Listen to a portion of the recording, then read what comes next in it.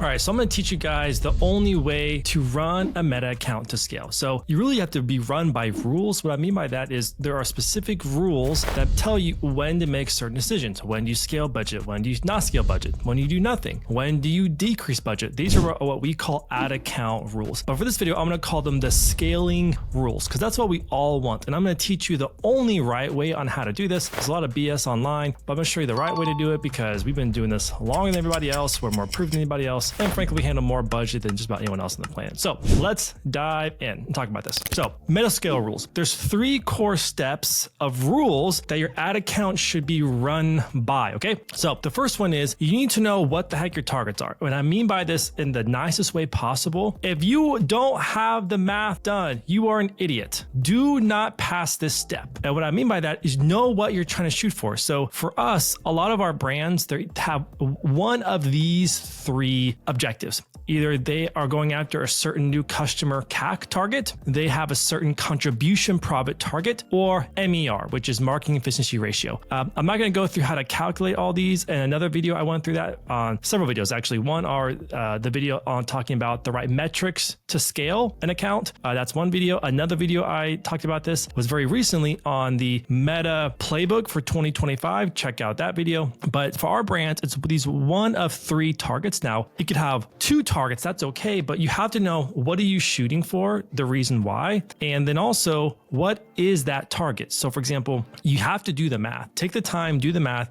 There's a few nuances to it, but make sure you do that because this determines everything. This determines, as you'll see in a few moments, when you scale up, when you scale down, how you make decisions. This is your North Star. This is your North Star. This is the most important part. So you must do that first. So if you're watching this video and you don't actually know what the target is, and you're not sure what the target is, stop what you're doing because I can promise you with 100% certainty, if you don't know this, you're not making the right decisions in the ad account to accomplish this. Even if the target is like a 4x ROAS, I can tell you right now that's false. And by the way, just as another pet peeve, if it's you or someone you work with internally or externally, like an agency, if someone tells you the target is 4x, 400%, or 3x, I can tell you with 100% certainty that's not true because it is extremely rare that when people do the math, the target comes out to be a perfectly round number. It's extremely rare. So what that tells me is that they're rounding up, rounding down, or they're kind of just doing like an educational guess, which is again, a huge problem. So number 1, know what the target is, what are you shooting for, and exactly what the target is, okay? So for example, and with that, you need to know the break even and desired target. Now this also depends on based off a certain amount of scale, and it's okay that targets change. Targets should change. In fact, different times throughout the year, seasonality or different objectives, you want to be reviewing your targets, or if you're the brand watching this, reviewing your targets because your targets should change. So for example, during like high volume seasons, like a Q4 of the year, your target should be significantly less because you're pumping more volume versus a Q1. And if you have seasonality where Q1 is like a lower time, you may have a little bit higher target because you have less volume and so has to cover more of your costs. Like it's okay that targets change and they should change. Hopefully you're growing in sales and with more volume. And the right way to play the game is that you find a way to keep lowering your target less and less and less so you can acquire more customers. That's ideally what every brand should be shooting for, but that's a whole another topic for another video. So once you know what your target is, next is to figure out, okay, what is my break even? So every brand needs to know what is my break even. So if your target is, just kind of go back, if my target is a blended new customer CAC, you need to know, well, what is my break even customer CAC? And then what is my target CAC? Or what is my break even contribution profit, which is $0? And what's the desired target? Same thing with MER. What's my break even MER? And what is my target? The reason why is because you need to know that range so that you can make the right decisions in the moment. So for example, this is actually pretty scarily how accurate this is. Let's say your sales volume is $200,000 a month. That's the volume. And like most brands, you have at least like a 70% cost of goods sold, which on the other side of that coin, that means you have 70% gross margins. I'm sorry, that's repeated twice. Much better. So let's say your sales volume is $200,000 a month and your cost of goods sold is 30%. And on the flip side of that, that means you have 70% margins and your overheads is around $30,000. give or take. So what that would mean is in that example, your break even at that sales volume is going to be like a 1.9. But then your desired target, let's say because of the certain amount of profit you want to have, is a 2.9. Now, why this is important is twofold. One, it gives you a lot of room to spend a lot of money so you can have a less target and you're running your company quite lean. But then secondly, why this is important is because you may, for example, and I've made many videos about this, you may, for example, maybe pushing your account, let's say you're at a 2.5 and you're like, man, I wish I could do a 2.9, but I actually think I can do more volume and I'm okay with the 2.5 because I'm getting more net profit overall because I'm scaling with volume. And that's why it is important to understand these things, including volume, because volume changes a lot. You can, with more volume, you can accept a less return, right? And you can actually make more profit overall. And that's why at what volume is important. Conversely, with more volume, you may be able to even lower your break even because your overheads become a smaller percentage of your gross sales, or because maybe you can start getting cheaper rates, either with shipping, cheaper rates with your fulfillment company, your 3PL, or frankly, just your manufacturer. So that's why nuances are important when it comes to e-commerce, but I digress. So step number one, know your target, including know your break even and desired target. Okay. All right. Step number two. So we're going to get into the weeds now. This is where a lot of people go wrong. And this is, from my personal opinion, why I know this, because I used to work in-house for a brand, and my founders of my agency, they're also come from the brand side, that you can't just make decisions in an isolation chamber. For example, we run Meta ads, Google ads, TikTok ads. You can't just make decisions in the ad account without understanding the system as a whole and the context as a whole, especially when it comes to your store's performance overall. Not only that, because not everything that TikTok, Meta, and Google reports is 100% accurate apples to apples comparison with like perfect attribution. It's just not how it works. I wish it was. That would be an amazing world if we lived in that world, but that's not the world we live in. So what that means is before we make any decisions in the ad account, we look at macro first. Now, what is macro? Macro essentially is we are looking at our store's performance first before we zoom into the actual ad account and start screwing things up. So it looks like this. So here's how I make decisions. The first question we ask is, has our store or collection hit our target? MER, AMER, contribution profit, like whatever metric you're using, how we hit that first. Now, in a previous video, it was actually the one on how to scale Meta ads in 2025. We actually talked about this and I showed you why this is important, to where you may make decisions on a store level or you may make decisions on per collection level, depending on how what your ad account strategy is and like number of SKUs. So whatever that is, that's up to you. You have to do the math and figure that out. You look at on the macro, is my store or collection hitting the target I want in the last 3 days? And for some of you more aggressive people, you guys can look at this on the daily. If some of you guys are aggressive, spending a lot of money, but essentially last 3 days is quite comfortable to do that. Is it hitting target last 3 days? So for example, here's like an example of what that would look like. So going back to MER, so let's say the target you're shooting for is MER, okay, which is marketing efficiency ratio, which means for every $1 I spend, I get 2.9 back or 3.6 back or 2.2 back, okay? Now on the overall means I'm not looking at the ad account yet. I'm just looking at Shopify. So for example, let's say I'm spending $1,000 on Meta ads every single day the last 3 days. Am I getting $2,200 back every single day? Like if I spend $1, am I getting $2.20 back, right? That's how this equates to. That's how they do that formula.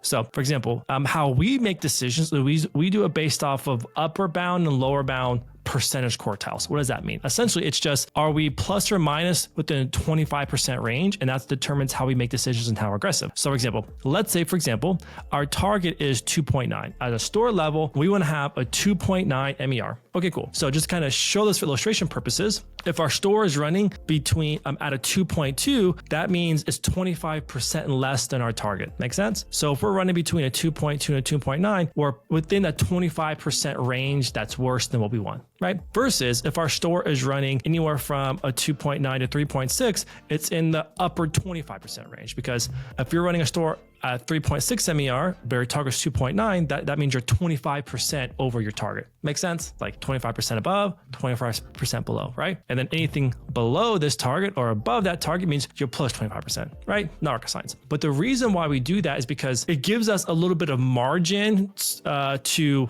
see what's happening more on the macro, but it also gives us margin to determine how aggressive we want to be. And that determines how we make decisions. So for example, MER, if we are below target, we ask ourselves the question within the 25% 25% range. So if it's 25% or worse, we ask ourselves, is there something that we can control that's affecting it? Like, is there something within our control? Or did something happen that is affecting it? So for example, like, did our best sellers run out of stock? If that happened, well then yeah, like you're kind of up the creek without a paddle. Like there's not much you can do about that. So if that is you, if you are 25% or worse in your target, then what that means is then we start making decisions in the ad account. So in this scenario, if it's 25% or worse below target, then we go in the ad account and we'll start screwing around and changing stuff, which I'll show that to you in a second. But in addition to that, what we start having our brands do is if you're below 25% or more of target, then that means they need to increase the frequency of posting organically and sending emails and SMS. The reason why is because if you're below target, you need to pull on the strings you have, and that is start pulling on the free channels, which is email,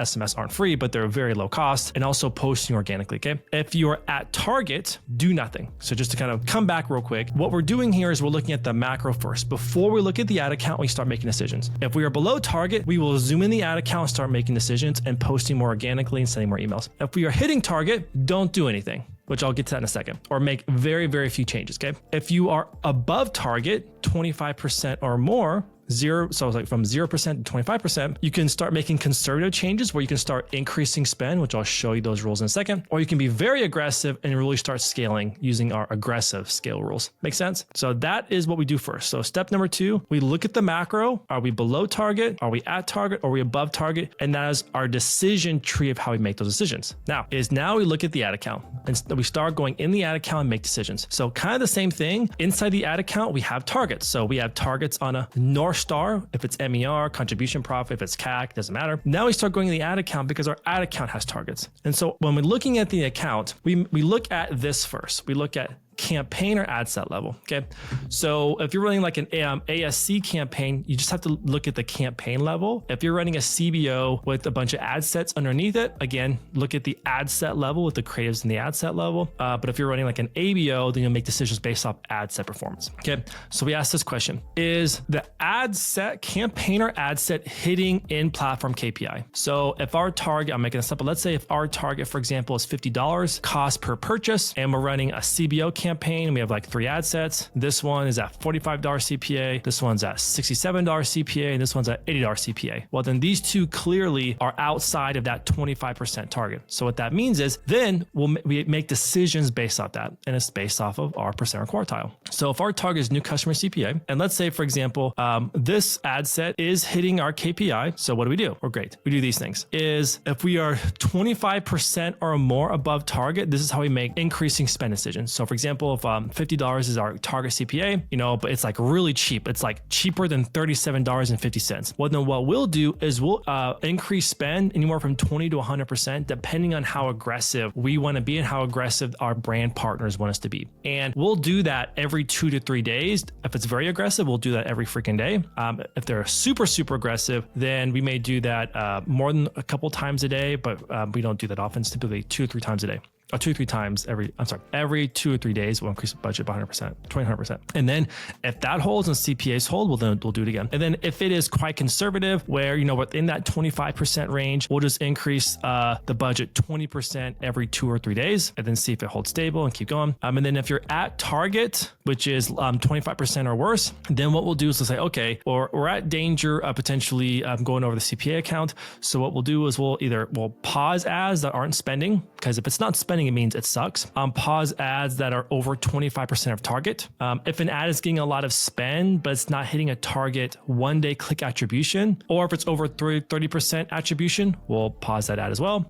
We'll restart any ads that maybe had delayed attribution that are now hitting KPIs within 30-day window, or we'll add new creative. So if our campaign or ad sets are hitting KPIs, but it's only within like 0 to 25%. But if it's directly at target or 25% or worse, we'll make the decisions. Now, if our campaign or ad set is not hitting KPIs, so it's above $50, we'll make these decisions. Number 1, if our campaign or ad sets are within 25% in the last 3 days, we'll do nothing and won't do any optimizations. We'll just kind of let it ride out and see what happens. Okay, because sometimes not doing anything is the right decision, but we may add new winners and new creative to it. Okay, But if it's significantly over target, like well above, 25% and not great target, then we'll start being quite aggressive in these ways. So for example, we'll start considering either scaling down the budget or killing, or we may refresh it and relaunch that campaign because it's just not working anymore. We may refresh it. So options for scaling down or refreshing is like this. We'll scale down the budget by 20%. Okay. If we'll pause the ads, if it's spent over 3 times our target CPA and it's still like worse than 25%, our target last 3 days, return on ads that had delayed attribution proved that it was close to target, or we'll add more winners into that ad set. So that, my friends, is the right way. So that, my friends, is the right way how to scale Meta accounts. And the reason why is because you're first taking into account that Meta might be 100% accurate. Now, I want to be very clear when I say, if you're a brand and majority of your budget in your marketing is being spent on Meta ads, this is a great strategy to use because that's your main driver of business. But however, if you have like a lot of TikTok advertising and Google advertising, well, then you may want to take that into consideration as well and look at those platforms. But directionally, we always do this. We always look at the macro first, and then we dive into the ad account, and then we make decisions based off of upper bound and lower bound 25%. Because here's the thing, sometimes you also get into what's known as incrementality. Like you may have an ad that is above your $50 target, but Meta's putting so much spend behind it that Meta knows something that you don't, and I wouldn't want to kill that ad. But if it just creeps over and it's over $62 and I just can't afford that, then I'm going to be forced to make a decision. But we give Meta a little bit of room, because if something's pushing a lot of budget, Meta's not always right, number one. But then number two is Meta knows something about that ad that we don't. And so we see this all the time where you may have an ad set, and inside that ad set, there are like 5 creatives. And one of those creatives, Meta's putting a ton of the budget behind. It's like right at our target, our target CPA, maybe a little bit above it. But then the moment you turn it off, everything in that ad set dies. That's because there was something about the ecosystem of that ad and all the ads in there that was working. And we see that all the time because everything is a system. If I have 5 ads, Meta is targeting those to a pool of audiences. Meta will often understand that one particular ad is a really good gateway introduction to our brand, which is why it's pushing budget behind it. But it knows that once it serves that ad and it starts to serve the other ads, that's when they'll start to get incremental CPAs, but people are initially introduced to that first ad. And so that's what I mean, that it's a whole system. And so that's why we make decisions on if we start killing things on, is the campaign or ad set first within KPI? Because if it's within KPI, we may change nothing and do nothing, right? Besides just increasing budget, and that's it. But if it's not within KPI, then we're forced to go inside and start making some decisions because that system is still not optimal.